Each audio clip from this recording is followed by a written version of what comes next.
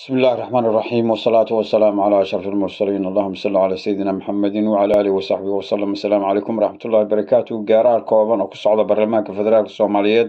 lana la yiraahdo dalka yaan la khiyaamin waana kan baarlamaan dulmigeena maatadoo dirqi joogta duruuf baahsani hayso dayacugu abaadi dastuurkaad qarribayso dembigaad ka gelayso dadweyne idin doortay dadku way ka naceene warhoy jooja dilaalka damiirkaad qubaysaan iyo sharaftaad duminaysiyo daalinkaad u shaqaysay dabcigan laga qayshiyo kala daadinta qoyska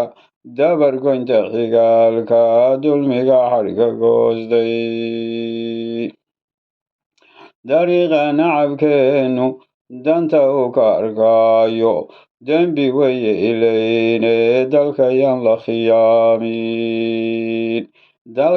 la khiyaamin dagaalka cadowgeenu dekeda ku rabaaniyo duulaanka nacabkeenu ku soo qaaday dalkeennay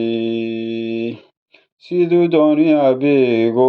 doorkan baad falaysaano kala sooco dadkeenu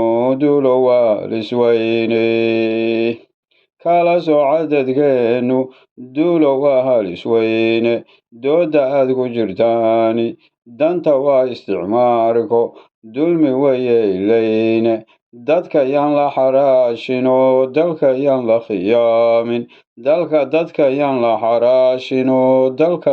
khiyaamin assalaamu calaykum waraxmatullahi wabarakatu.